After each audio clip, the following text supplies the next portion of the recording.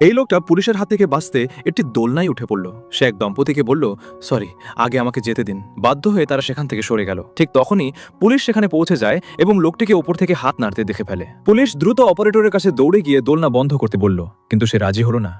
রাগে পুলিশ নিজেরাই দোলনা থামানোর চেষ্টা করলো। হঠাৎ একটি বড় বিস্ফোরণ হলো, পুরো সিস্টেম বন্ধ হয়ে গেল এবং ঝুলন্ত দোলনাটি মাঝ আকাশে আটকে রইল। দোলনায় থাকা দুই শিশু প্রায় পড়ে যাচ্ছিল।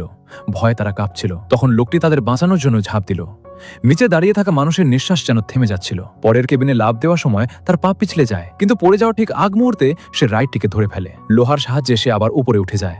তারপর একটি দড়ি নিয়ে নিচে নামলো। নিজেকে বেঁধে সে শিশুদের কাছে পৌঁছে গেল। মেয়েটি তার পিঠে উঠতেই দোলনার চেইন ছিঁড়ে যায় এবং তারা আবার মাঝ আকাশে ঝুলে পড়ে। ছেলেটি নিচে পড়ে যাচ্ছিল, কিন্তু সে লোকটার পা শক্ত করে ধরে ফেলে। লোকটি তাকে টেনে নিজের কাছে তুলে নিল। এরপর সে ধীরে ধীরে দড়ির সাহায্যে নিচে নামতে লাগলো। তারা মাটিতে পৌঁছানোর সঙ্গে সঙ্গেই পুরো দোলনাটি ভেঙে পড়ে গেল। তবে ভাগ্য ভালো ছিল, সবাই বেঁচে যায়।